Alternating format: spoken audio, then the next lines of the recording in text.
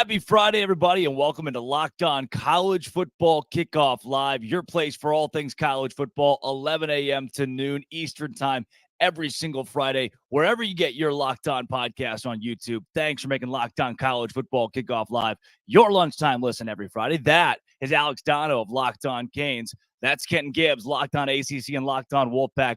Drake Toll, Locked On Big 12 with you here. And guys, another week of madness in college football with top 25 matchups like Penn State, Ohio State, Tennessee going to Alabama, Duke, Florida State, Utah, USC. But the big story right now, sign stealing in the Big Ten. Michigan, Jim Harbaugh under fire for something, Kenton, that Jim Harbaugh says he had no idea about. Yeah, I'll tell you what, my pinky had no clue that my thumb picked up the cup today either. Everybody's confused these days. You know what I mean? I don't understand why everybody's after little old Jim Harbaugh, but I will tell you this. If he is, in fact, found guilty of these alleged violations, if he did, in fact, send a staffer to watch Brian Ferentz-led Iowa offense, and then he sent the staffer to watch Minnesota with PJ Fleck and rowing the boat. Ladies and gentlemen, he's a sicko. He's a sicko that has violated multiple international laws, and he needs to be on the watch list. He needs to be on the watch list. All I'm saying is, if he violated these rules, he needs to have to go to everybody in his neighborhood, knock on the door and say, I'm Jim Harbaugh. I forced somebody to watch Brian Ferentz offense. That's all I'm saying. That's all I'm saying. Dono, I have always heard, I was in and around the Baylor scandal in 2016, which was certainly not close to this. But the one thing that was echoed constantly was the head coach knows everything that happens in a pro. The head coach knows everything that occurs. And that applies for the biggest, the smallest, and scandals like this. I find it hard to believe if this happened that Harbaugh was in the dark.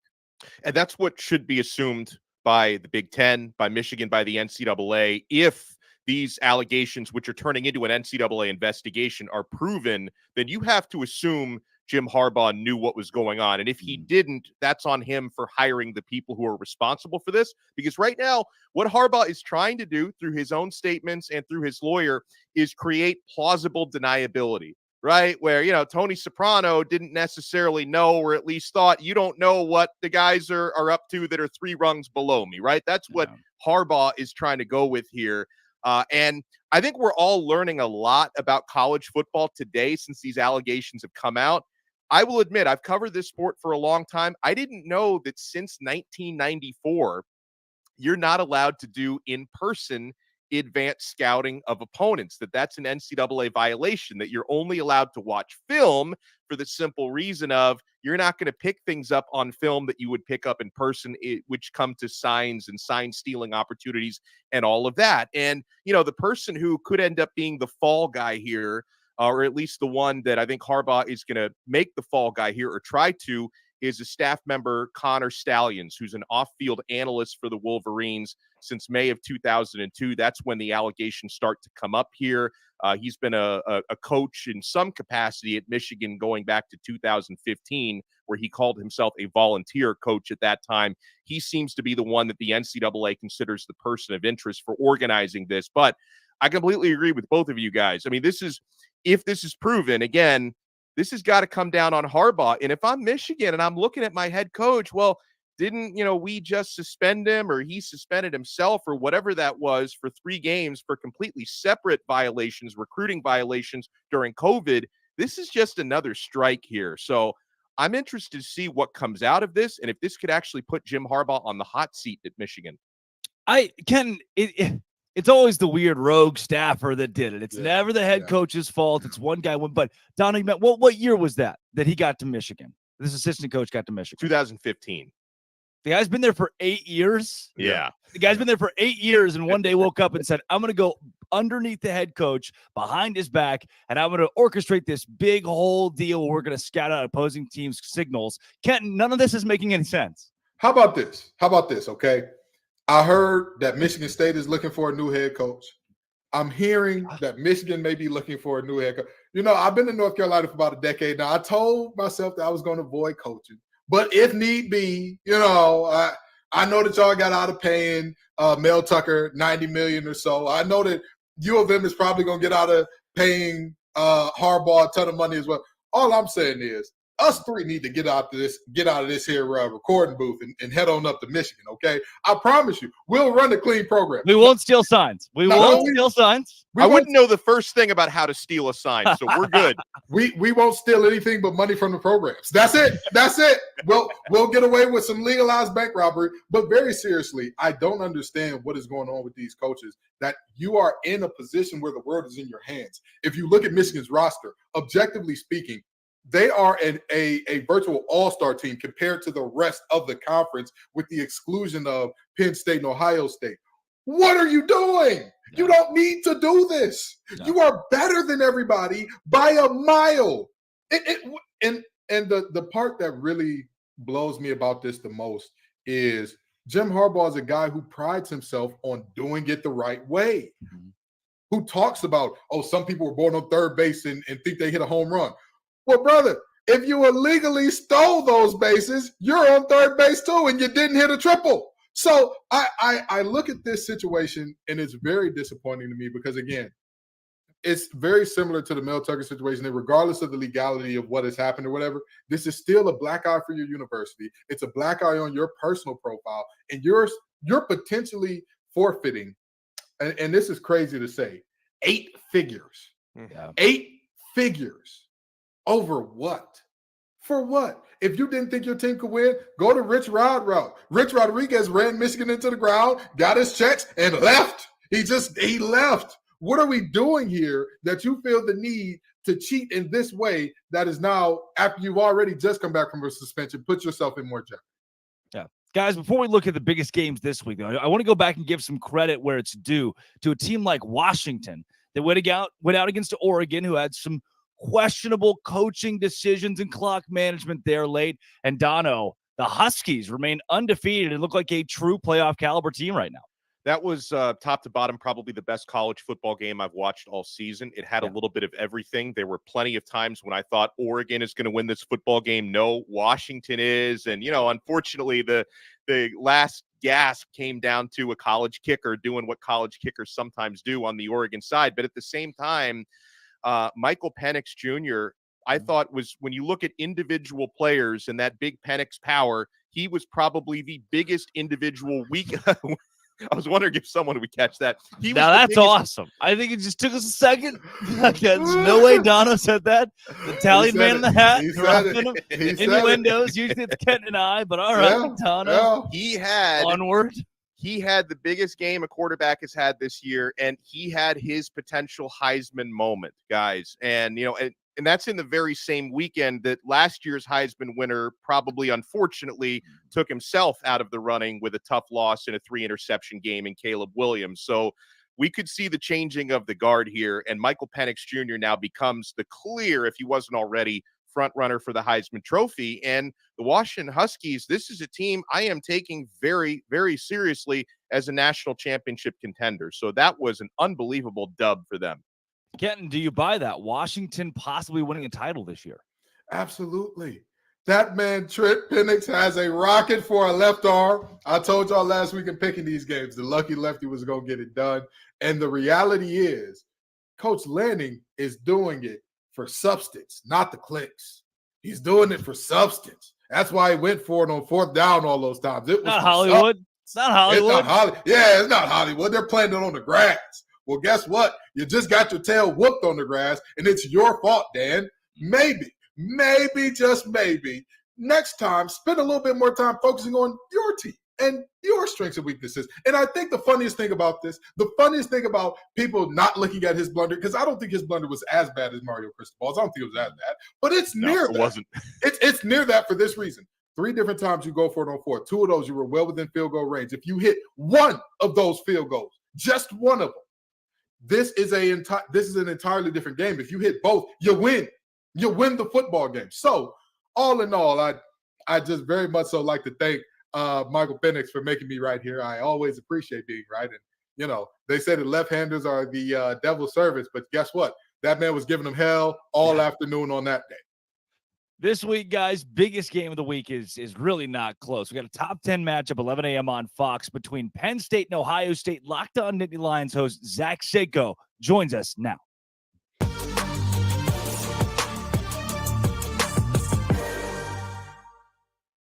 Zach Seiko, Locked On Nittany Lions, Penn State, Ohio State. Give me your case for those Nittany Lions to get it done in what would be an upset, a 4.5-point upset on the road this week. Yeah, and for it to be, I mean, it's going to be an upset, but this is a very close game. I mean, the margin's not very far. Penn State, I think, on a neutral field is actually a favorite in this case, but the Nittany Lions have taken a leap forward here. The Ohio State Buckeyes, in my opinion, have taken a slight step back, and Penn State also catches Ohio State. Unfortunately for college football fans, just in a better spot. As a neutral college football fan, Ohio State's banged up and it's not just a couple rotational guys.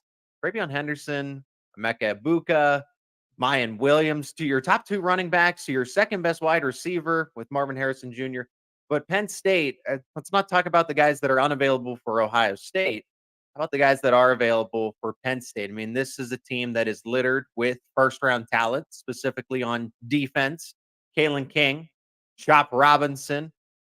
I'd even argue that Curtis Jacobs could be a fringe day 1 pick.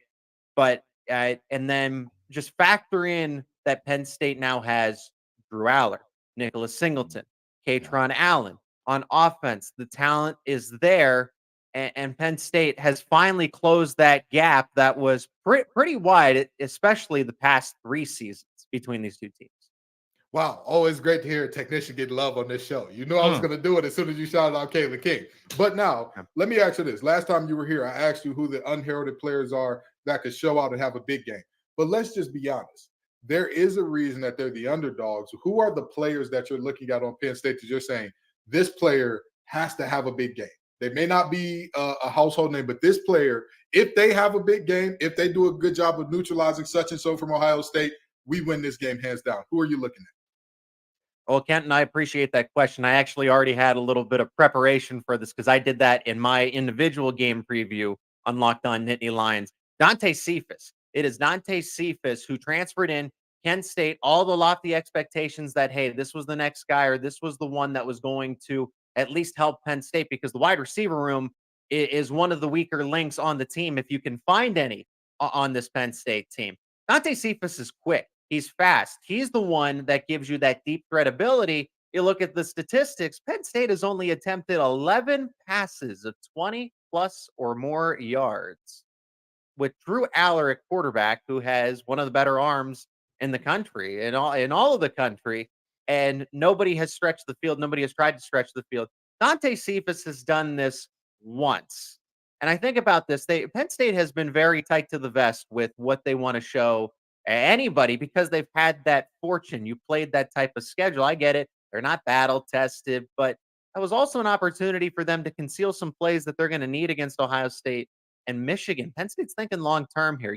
Why would you call these kinds of plays against Illinois, Northwestern, Delaware, even Iowa? You were able to hide some stuff away from Iowa, who's probably going to go 11-1 and be the team in the Big Ten West. Dante Cephas needs to become that household name because now you've had the bye week. There's no excuses anymore while he transferred in late. There's some things he needs to pick up with the playbook. That's at this point, now that you're past the bye week, that can't be the excuse anymore. I was making that excuse for him. I've run out of time here. If Penn State wants to help out the run game in itself, keep Ohio State's defense honest, Dante Cephas over the top, at least to open things up schematically so that the ground game isn't smothered by a Jim Knowles who's going to try to sell out for it with cover 0. And 2 incredible defenses in this game. Ohio State in the top 10, Penn State number 1, and Manny Diaz doing a tremendous job. I didn't love him as a head coach in Miami, but I absolutely loved him and still love him as a defensive coordinator.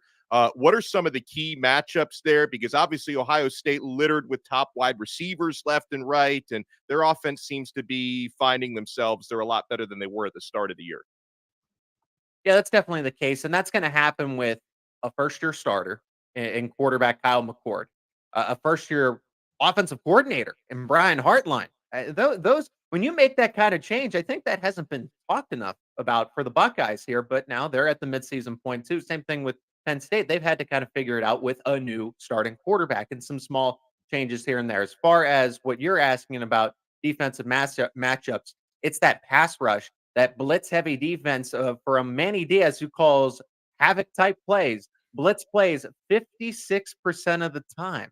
That leads the country, and it's not even close.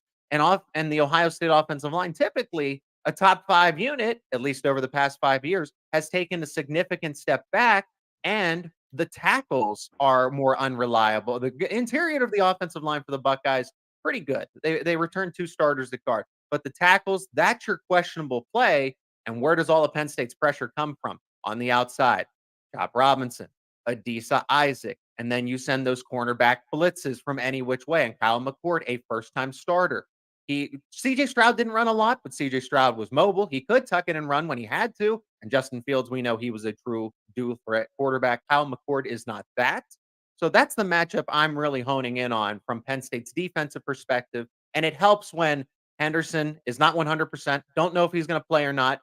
Same thing with Mayan Williams. And then Emeka Ibuka. So you can focus a little more on Marvin Harrison Jr. because a Julian Fleming and those inexperienced freshmen, with all the potential in the world, I get it, are not where they need to be for this game specifically. Zach Seiko, Locked On Nittany Lions. Before we get you out of here, give me a score prediction on this game with Ohio State and Penn State.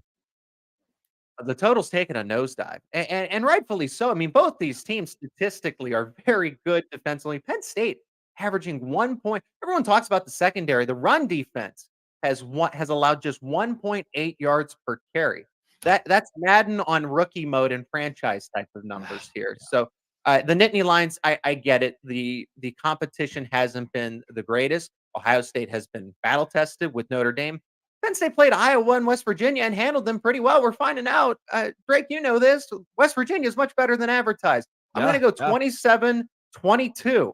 It's going to be I go with the weird score for Ohio State because I don't think they'll have any problems moving the football. It's getting down into the red zone where they've been average. They've been okay. And Penn State, especially if you don't have Henderson and Williams at full strength and the play gets a little tighter down there, you're not going to, when it gets too close to the end zone, you are not going to have that capability of pushing the line of scrimmage forward. And Ohio State's going to settle for field goals. Penn State's going to get that pressure, cause some turnovers and short fields. And what they've been doing, grinding opponents down to a victory. 27-22 Penn State. Not just a cover, an outright win for the Nittany Lions. That's Zach Seiko of Locked On Nittany Lions. Zach, thanks for joining Locked On College Football Kickoff Live. Absolutely. Thanks for having me back. Appreciate it.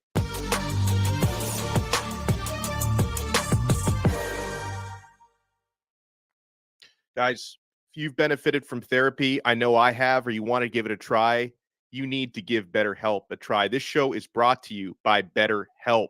Folks, sometimes in life, you may struggle to manage your time. Your brain never stops moving. I know at times I've struggled with managing my family life with my work life. If you've been thinking of starting therapy, give BetterHelp a try. It's entirely online, designed to be convenient, flexible, and suited to your schedule. Just fill out a brief questionnaire to get matched with a licensed therapist. And if for whatever reason you want to find a different match, you can switch therapists anytime at no additional charge. Make your brain your friend again with BetterHelp. Visit BetterHelp.com/LockedOnCollege today to get 10% off your first month. That's BetterHelp, H-E-L-P, BetterHelp.com/LockedOnCollege.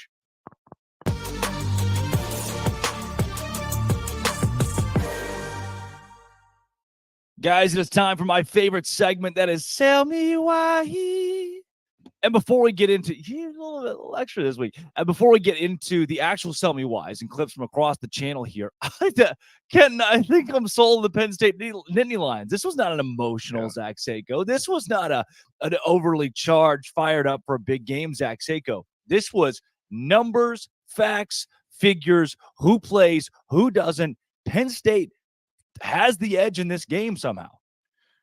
Drake told, I need you to do your best Harbaugh impression and go watch that young man record his shows in person, because that was a fired up Zach Seiko. I'm sorry to tell you. Oh, no. that was not emotionally charged. That young man is very even-keeled. He's a smooth operator. I'm telling you. He never gets too high, never gets too low. Regardless of what's going on with Penn State, he's going to come on and be the same guy. But I'll tell you this. I'm sold too. I love Penn State in this one too. because number one, Ohio State is banged up, which he referenced earlier. But number two, we talk about Ohio State is battle tested against some better teams and all that. I'm just gonna be honest. Notre Dame has a ton of Dr. Jekyll and Mr. Hyde in them. Mm-hmm. And even beyond that, in terms of your physical play, they finished out the game with 10 players on the field for the last 2 plays. And where was the ball run, Dono? You watched that game. Where was that ball run, Dono? Oh, in the middle? It was ran where the 11th guy would have been. Oh, I'm sorry. Yeah, where the 11th guy More wasn't. specific, Dono. He's a football player. 10 men on the field. But that's my point. Penn State's not going to have that problem. James Franklin has historically had troubles winning the big one, right? That's been the thing. But here's the thing. James Franklin has never had the horses in the stable that he has right now. I think it's fair to have that criticism of coaches who have had all the biggest names, all the stars, all that.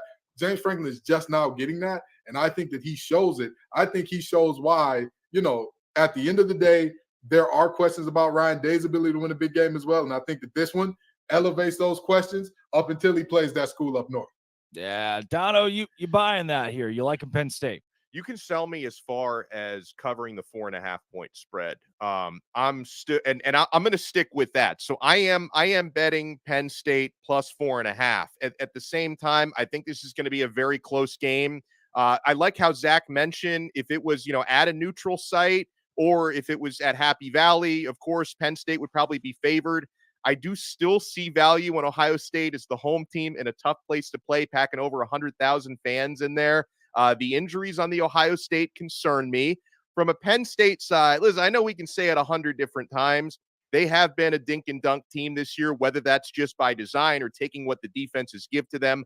I still can't automatically say, hey, the downfield passing game is going to go from 0 to 60 against Ohio State's top 10 defense. So as far as picking a straight up winner, I could see Ohio State winning by a point, 3 points, but I am taking Penn State plus 4.5.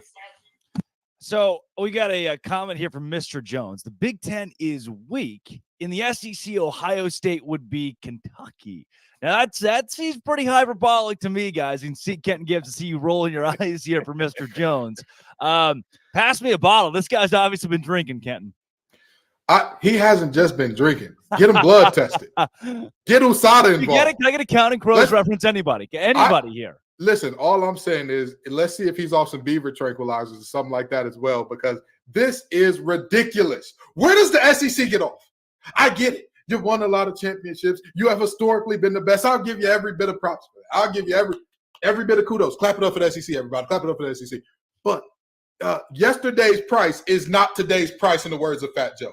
Yesterday's price is not today's price. We live in a performance, what have you done for me lately industry. And last time I checked, folks, the SEC did not have a winning record out of conference against the Power 5 this year, did they? 3-6, right? 3-6. Oh, okay. So somehow I'm supposed to believe that this 3-6 conference, the conference that made North Carolina look unbeatable, made their defense look like the 85 Bears, the conference that made Quinn Ewers look like the next coming of Peyton Manning, the conference that had multiple teams walk into their trap and take over their trap in non-conference, all of a sudden, because they're playing each other and it's somebody's sorting to the top, oh, they're the best. Oh, the Big Ten can't compete. Oh, no. Ohio State's just Kentucky. Come on. Ohio State is Kentucky. I'm going to just tell you this. I hate to quote Tar Heels, but I'm going to have to do it. I'm going to have to quote the most famous Tar Heel of all time. Stop it. Get some help. Mr. Jones, having grown up in Arkansas, SEC country, I think Ohio State is Vanderbilt. I love the sentiment there, Mr. Jones. Thank you very much. Well, and I'll give Mr. Jones a pass because I've driven through SEC country before, specifically when you get into Kentucky and Louisiana. Every few miles, there are whiskey distilleries. So, if he's taking those tours, getting those samples, I'm going to give the guy a pass. And listen, there have been some years where you can make that argument. A lot of years where you can say, the second or third best team in the Big Ten would be Kentucky in the SEC. This is just not the year to make that argument. Feel free to watch Fox at noon on a Saturday and see what some of the other conferences are doing. You don't have to just stick to the SEC. You know what, guys? Ohio State is the Kentucky of the Big Ten. This is a top 2 team in the SEC East, maybe a top 3 or 4 team in the league overall. So maybe this Mr. Jones is not sliding Ohio State. He's given some beef to Kentucky here. Let's consider all things as we roll through. Sell me why. We love a good rivalry game, right? This is not that. Michigan State and Michigan is supposed to be a big one. Tale of two teams on two very different planets this season. 24.5-point underdogs. Michigan State at FanDuel.com. It'd be the first night game in East Lansing between these two teams. This rivalry, the pride, is all of that enough to help Sparty cover 24 points against a Michigan team that's blown everybody out? Here's Locked On Spartans host Matt Sheehan to tell me why on Michigan State. Matt Sheehan, Locked On Spartans, and hello, Mark. How are you doing today? Why should you take Michigan State plus 24.5 against a juggernaut like Michigan, and a juggernaut that may or may not spy on every single team it plays? Well, look, it fits every stereotype of, this is Michigan State's Super Bowl coming up this year. I mean, find another game on the schedule that's going to be as big as this one for the green and white. I'm not sure if a luxurious bowl game is in the future. So, they're going to give every single ounce into this game. Now, just all that rah-rah stuff aside, it's going to be a nasty game in the state of Michigan. And with 24.5 points, that's a big total. We'll see if they can get the air raid going on the Wolverines side of things. And also, I'm going to leave you with this little nugget here. Michigan State at home, whether they're a good team, whether they're a bad team, they have covered 6 of their last 7 games against the Wolverines at Spartan Stadium. They'd show up. They show up when it's time to play those guys at home. So, 24.5 points. That's why you take it. I mean, we are really not talking enough about how Michigan State's offense is Iowa in disguise most weeks. This is not a good Michigan State team. And I get it, right? The Mel Tucker situation, these kids are reeling. We're talking about 18, 19, 20-year-old kids going out there. So I understand it. But, Kenton, this Michigan team's been rolling through everybody. I don't know if I see why this week's different. We need to rename this segment Sell Me Spies, because I don't care if they got the KGB, the MI6, the CIA. I don't care who Michigan got spied. Michigan is going to dominate this game. Here's the thing. Michigan State, by the way, they have already scouted out Michigan State based on what we know. Report away. Yeah, they've already got it. And not only that, here's the biggest thing that I look at when I talk about this game. Michigan State has gotten better every week in terms of their losses have been closer ever since that Washington loss, and they've gotten closer and closer and closer. They're going to be a team that still doesn't feel good about themselves. A closer loss is still a loss. It's still a game that you look at and you say, man, this did not go the way we wanted it to. Yeah. I know that their coach is going to say, hey, we're right there, guys. We're right there on the precipice. And then they'll see Blake Corum run by, and he won't be this close. He'll be a little bit further. And then they'll see Roman run by. He won't be this close. He'll be a little further. They'll see J.J. McCarthy dotting up more folks deep, and they won't be this close. 24 is perfect because that's a game that, I know that there is an actual rivalry named Clean Old Fashioned Hate. I believe that's Georgia and Georgia Tech. But this is really, these two really hate each other. Like, this is real life. Like, oh, you're little brother. We're big brother. Michigan loves the big brother thing, and they take every opportunity they can to kind of, hold their what's on these guys and say, hey, we're big brother. And Michigan State does everything they can to stop it. They just don't have the guys this year. They don't have a coach this year. Michigan covers easily. Yeah, Dono, I think I'm there. Yeah, I mean, Michigan obviously has a big quarterback advantage with J.J. McCarthy playing on he's not going to win the Heisman, but he's playing at a Heisman candidacy type of level. He's not taking that from Penix, but he's playing very well. And then another way to look at it, guys, is obviously Michigan is the better team. And I know Michigan State, if there's one game to get up for emotionally, it's this one. But still, going back to Michigan, who I think is going to cover this big spread, I think about the way that this now scandal could affect Jim Harbaugh's mindset. He's not going to call off the dogs, right? I mean, you think about it. If Michigan, who I believe is head and shoulders the better team here, they've got a three touchdown, 24-point lead in the fourth quarter.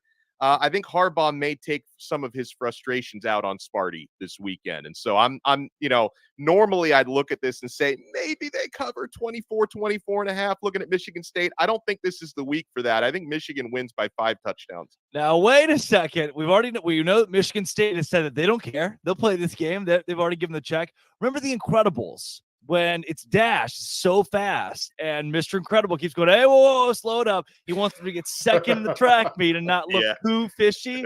What if Harbaugh's like, hey, listen, hey, run it inside the 10 and slow it down. Slow it down a little bit. Not act like we're reading plays over here. let me quote another Michigan legend, Instagram comedian HaHa Davis. By the end of this game, Michigan State will be asking, big fella, what is your frustration? Because there is going to be some ugliness on that field. Again, this goes back decades. As a Detroit, Michigan kid here, I am telling you, I know exactly what this is like. This game here, again, there's already hate here. You know that Michigan State fans are going to heckle and call them cheaters and all that.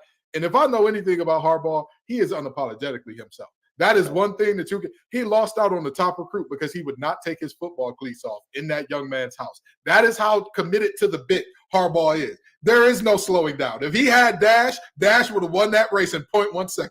They would have went ahead, fired the pistol, and Dash would have been looking back at everybody like, oh, this guy's still running? What's going on here? I love it. Well, look, let's go to the Pac-12, which we gave a little love to. Oregon, Washington. This week, another big matchup. It's being overlooked at this point. It's a top 20 matchup. It is USC and Utah.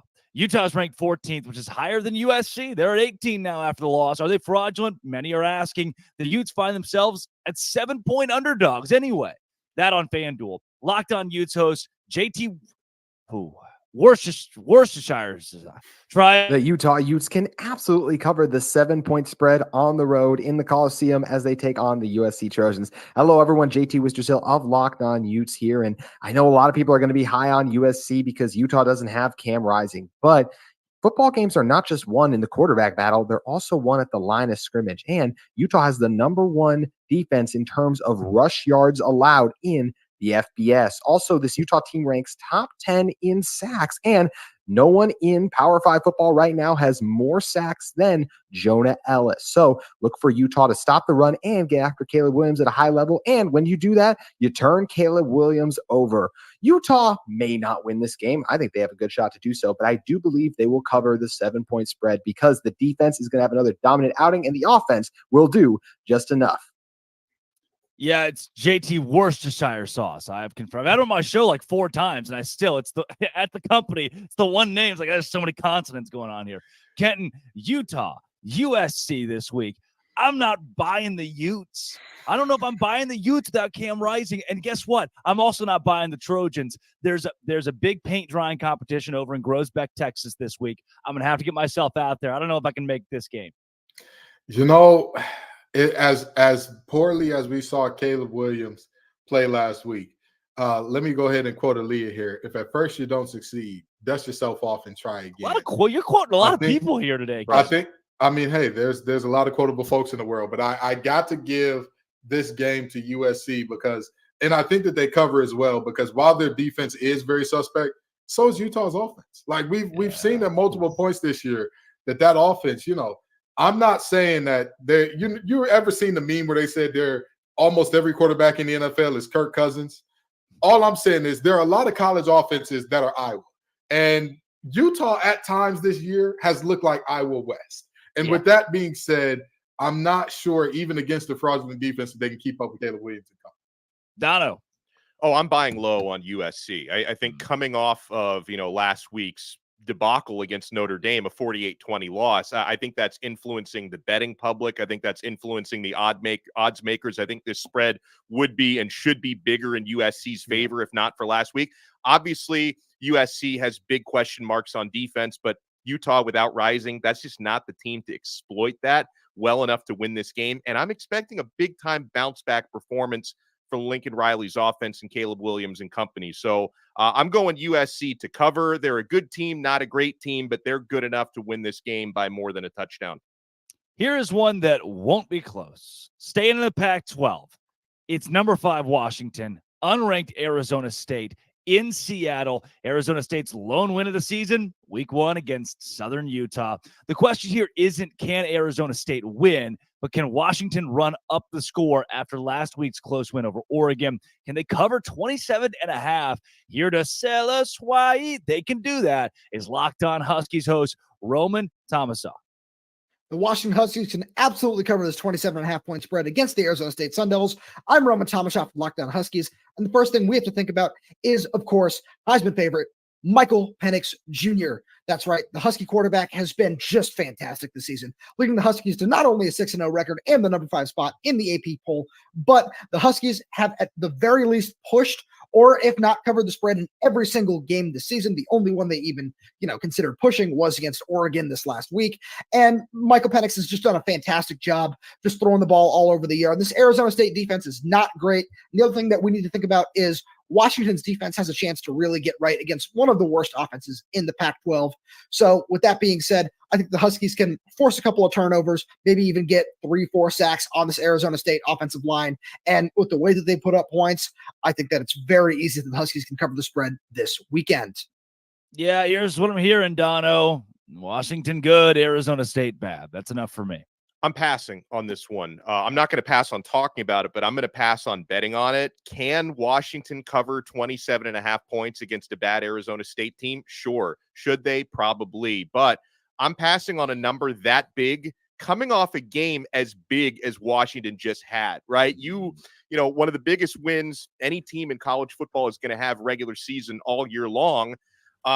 There's obviously an opportunity at a letdown. Now, a letdown game for Washington is still good enough to beat Arizona State relatively easily. But with that said, I'm not betting minus 27.5, not after last week. There could be a bit of a letdown and a hangover. I'm staying far, far away from this one. Yep. Kenton, final score 48-24 is not a cover here. Here's the thing. Arizona State is not a good team. They are 2-4 against the spread this year. Penix has looked amazing, but let me tell you something about that 2-4 against the spread. Their only 2 wins against the spread have come when the opponent has double digits to cover. Right. I think this is another one of those games that, Arizona State, the public perception of them is a little worse than they actually are, number one. I'm not saying they're a good team. I'm just saying everybody thinks that they should be relegated down to FCS immediately, which I think a little bit of a reach there. And even beyond that, I'm looking at this Arizona State team and I'm saying to myself, y'all probably don't need to do that much to not lose by darn near 30 or 30 plus in a game where, again, Washington's coming off a huge, very explosive win where that they gave everything they had. They're going, it's all right, take it easy their way into a 14 to 20 point win this week. Guys, I'm starting to break out in hives. We've spent so long not talking about the SEC. Let's get back to it. Tennessee and Alabama this week, one of the biggest games in the country. We will be joined coming up next by Luke Robinson, host of Locked On Bama. But first, Dono. Guys, you got to snap into action this football season, this NFL season with FanDuel, America's #1 sports book. We've just heard all these sell me whys. Right now, new customers at FanDuel get $200 in bonus bets guaranteed when you place a $5 bet. So if you've heard us talking about all these numbers and these lines, you want to sign up today. It's a great time to do it because you get $200 in bonus bets, win or lose, at FanDuel right now. If you've been thinking about joining FanDuel, there's no better time to get in on the action. The app is so easy to use. There's a wide range of betting options, including spreads, player props, over-unders, so much more. Visit FanDuel.com/lockedon and kick off the NFL season. FanDuel, official partner of the NFL.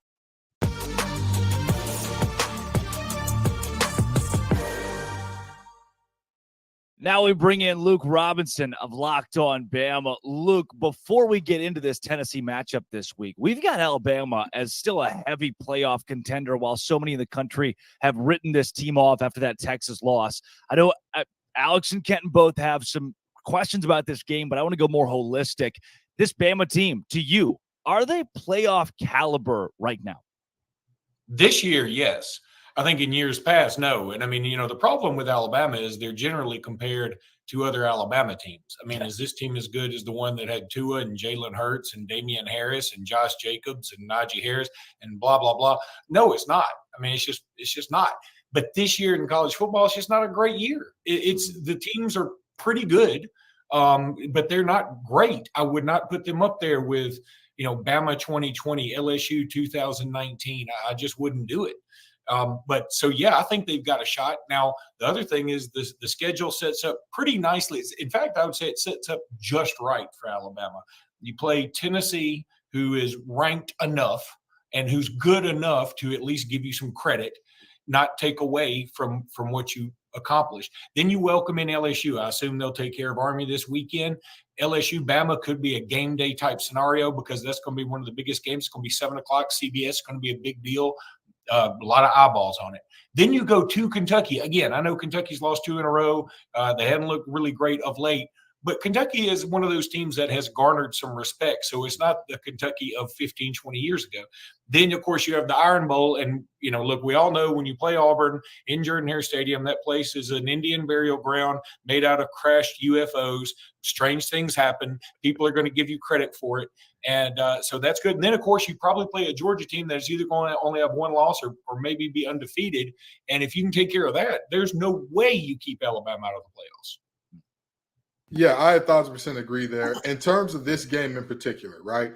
What is the one thing that concerns you most about Tennessee? What is the one thing that you look at with Tennessee where you say, if Bama ends up losing this, it'll be because this thing happened with Tennessee? Yeah, the only thing better than the rush at Alabama when it comes to sororities is the rush for Tennessee on the pass rusher. I mean, on the passer. I mean, they get after it. And Alabama doesn't protect their passer very well. I mean, look, Jalen Milroe is very big, very strong, very athletic, very fast, very mobile, and he's getting sacked about 5 times a game.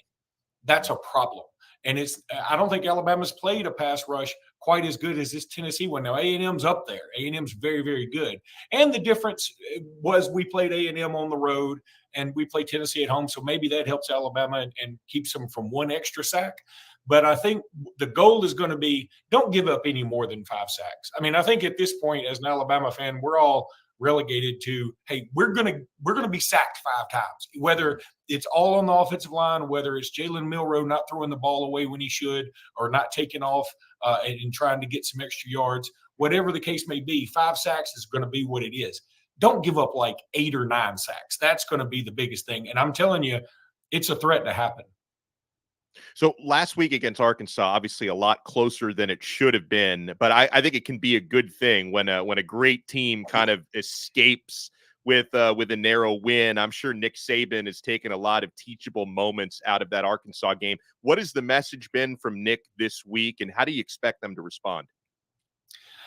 Saban is trying so hard. You can read it in between the lines here. He's trying so hard to figure out what's going to press this team's buttons. This team has not put together a full game yet. Jimmy Stein and I say it on Locked On Bama all the time. A team plays its best once or twice a year, its worst once or twice a year, and everything in between is what you actually are. And I think Alabama has sort of been what they are this entire time. So maybe they'll put together one of their better games. I mean, they're sort of due for one. It would be nice to see. But as far as a message goes, look, this team is sort of a hodgepodge. I mean, nobody has stepped up to be an actual leader. That was kind of a problem last year. I love Bryce Young. I've made the argument, I'm sort of walking this back, but I've made the argument Bryce Young may be the best player in Alabama history. The difference, from him and some of these other guys, he didn't have the weapons outside of Jamison Williams and John Mechie that first year where he played great, but then both of them go out in the national championship game. So he wasn't able to bring home the title. But we didn't have a leader last year. Bryce Young is sort of a quiet dude. And I mean, he leads by example more than anything, but he's not going to get in your face. And Will Anderson, as awesome as he's being in the pros and as awesome as he was at Alabama, he didn't seem to get into everybody's face either. So we missed that, having that dog in somebody that really got after it. And I think Nick Saban's looking for somebody to step up and take that role because he's tried everything. You can tell he's tried sort of getting on to him. That hadn't worked necessarily. And again, I go back to the hodgepodge statement where you've got these true freshmen that you can tell are really talented, like a Caden Proctor, but he's not putting it together yet. Then you've got some guys that are transfers. You've got a quarterback that everybody hadn't completely bought into just yet. They bought into him more than they had, but he's not. Everybody's not totally sold on him just yet, and that includes the fans. So I think that it's going to be one of those trial by error things all season long. But if they can ever put it together, this Alabama team in the end has as much talent as anybody. Luke, give me a final score prediction. Alabama, Tennessee in Tuscaloosa this week. All right, I'm going to stick with this because I just sort of pulled it out of the air a couple of days ago, and it would be sort of cheap to change it. Yeah, I'm going 1914, which is a throwback to the 2015 game. I know it's kind of stinky considering in this day and age of offense. But look, these with the new clock rules, and you say, oh, all you're missing is 5 or 6 plays. Those are a pretty big deal with these two offenses. I mean, Tennessee is a running team. Alabama, yes, they can have the big plays, but if they don't hit a big play, Alabama's had some problems doing anything else. So, and their running game hadn't really busted out just yet. Yeah. So I think that we're going to see a lot of 2, 3, 4 yard gains in this game, maybe a couple of sacks, maybe not 3 and outs, but like you're going to have a first down and then a 3 and out after that. So we're going to have the punters are going to get some workouts. And this is a throwback to the 2015 game where Alabama won 19-14, and two great defenses. I sort of see this, and two quarterbacks, by the way, that almost mirror each other, except for the fact that Milroe's been sacked 26 times and Milton's only been sacked 8. Yeah. Luke Robinson of Locked On Bama, playoff hopeful. Thanks for joining Locked On College Football Kickoff Live. Thank you guys for having me.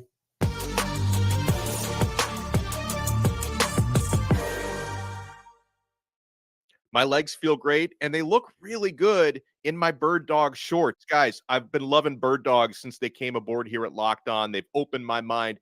Bird Dog stretch khaki shorts are designed to fit slimmer through the thigh and the leg, giving you a truly sculpted look. Bird Dog shorts, they do the exact same thing as Lululemon, but they fit way better. I've tried them both. I can vouch for that. They fit way better than regular shorts that are made of a stiff, restricting cotton. Bird Dog's fixed. It looks just like khaki, but it stretches to give you a way slimmer fit without having to sacrifice movement. And I need this in Florida badly. Bird Dogs uses anti-stink, sweat-wicking fabric to keep cool and dry all day long. They are functional for every occasion, guys. Go to birddogs.com/LockedOnCollege or enter promo code LockedOnCollege at checkout for a free Bird Dogs water bottle with your order. That's birddogs.com/LockedOnCollege for a free water bottle at checkout. You won't want to take your Bird Dogs off. We promise you.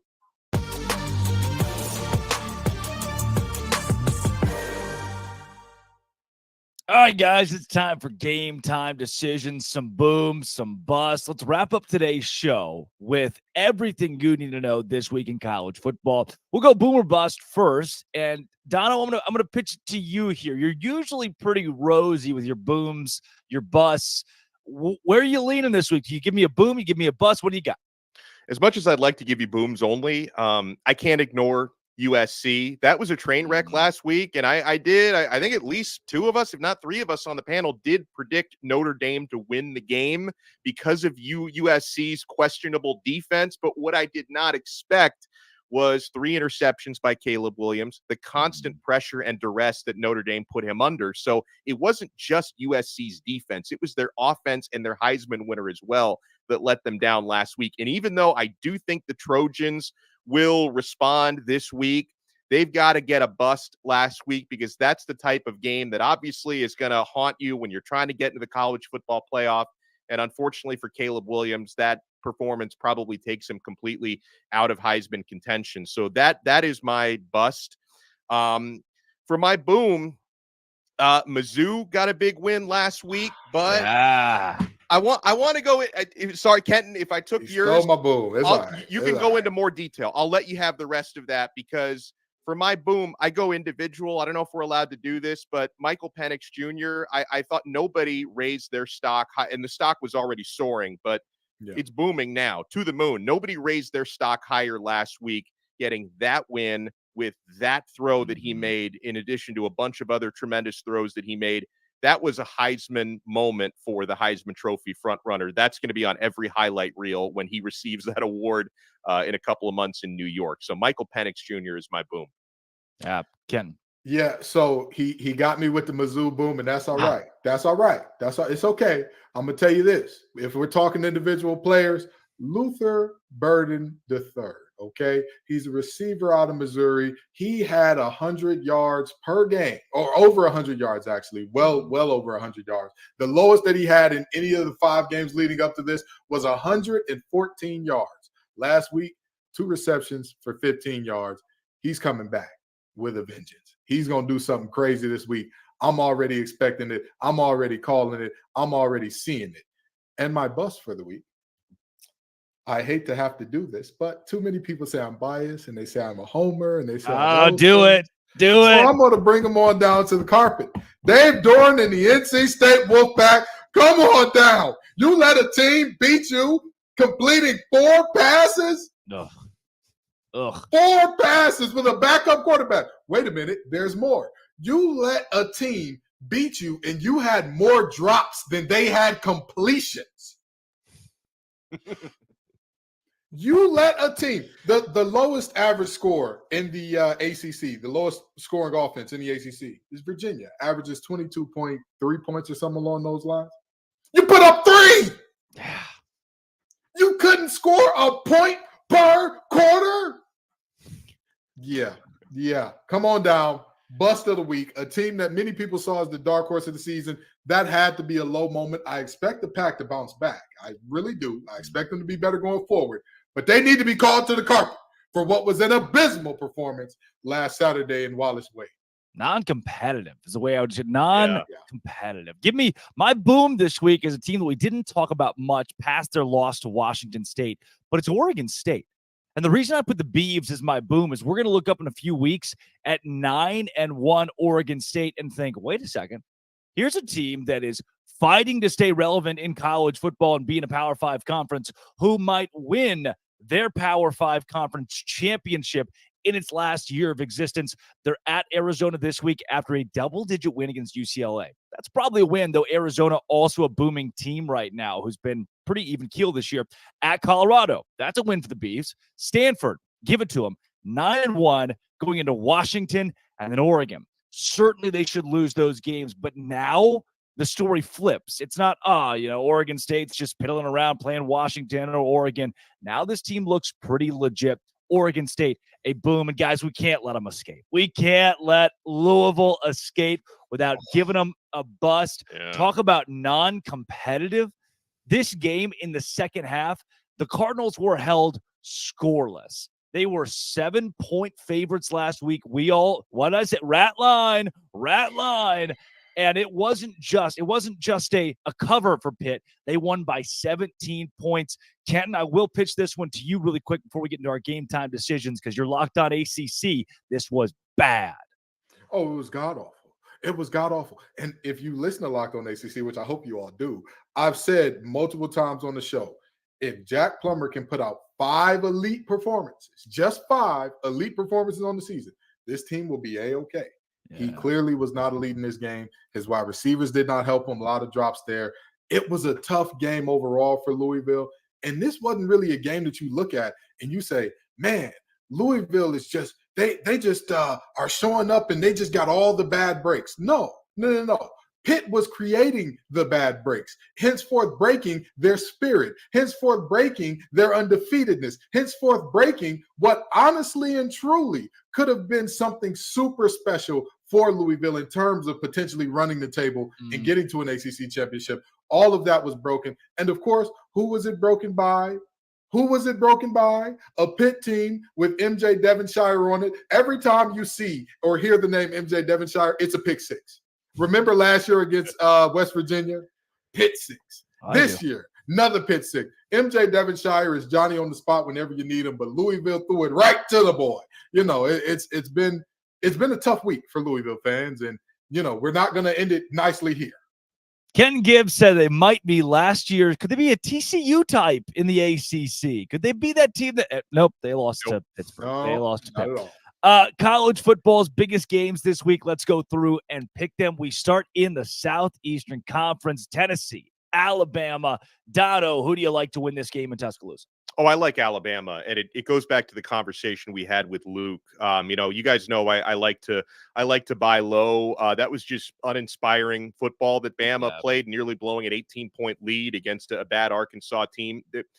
Nick Saban, like Luke said, is always trying to figure out a way to push his team's buttons. I think, bouncing back, it was a dub last week, but bouncing back with a better performance against a ranked opponent is something I expect the Crimson Tide to do. I also don't trust the Tennessee Volunteers to win big games, play consistent football. So I think if anything, you're learning you should probably have Milroe throw downfield more often. That's where he's most dangerous. I see the Crimson Tide winning, and not necessarily saying winning big, but I see them winning by more than a touchdown.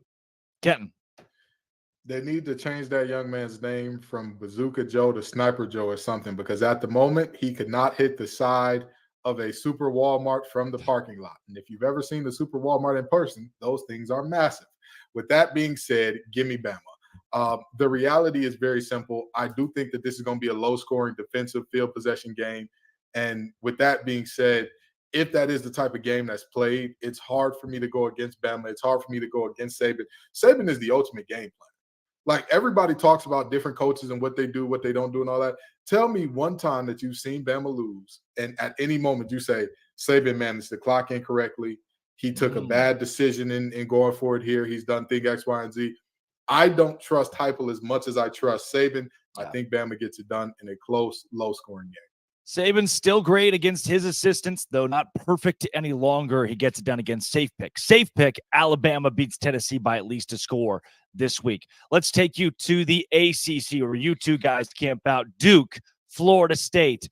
Duke 14.5-point dogs on the road after a dominating win against NC State, Dono.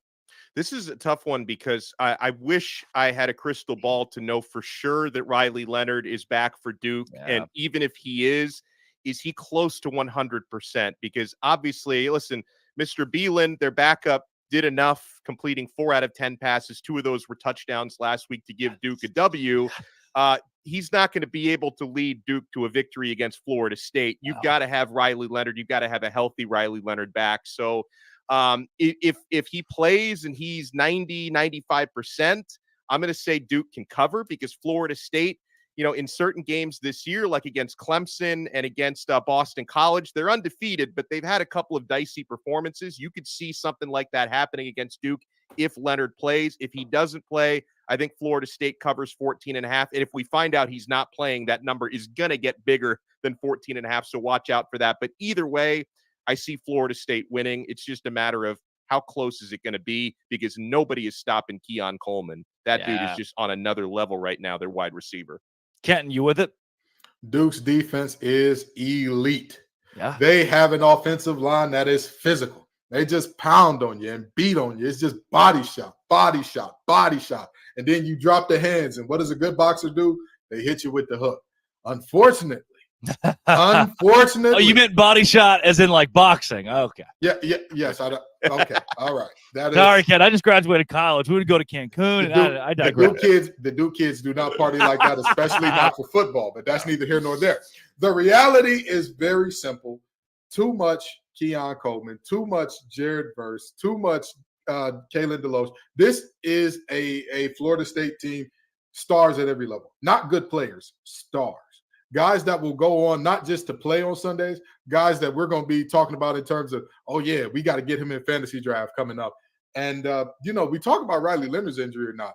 Johnny Wilson, what's going on there, right? Because if he's good, that's another one that can influence this line, because while Duke's secondary is good, while their defensive line is good, and Florida State has struggled a bit up front at times this season, I don't see a world where they can check both Johnny and Keon for an entire game and this thing be close, especially without Riley Leonard, because from what I saw last week and how bad his hobble was, even if he does play this week, he won't be anywhere near the Riley Leonard that we've seen, and his legs are a big, big part of not only his game, but a part of Duke's offense. So with that being said, regardless if Riley Leonard plays or not, regardless if it's Henry Beelan, don't matter. You know what I mean? It could be Riley Leonard, Riley from Boondocks, O'Reilly Auto Parts.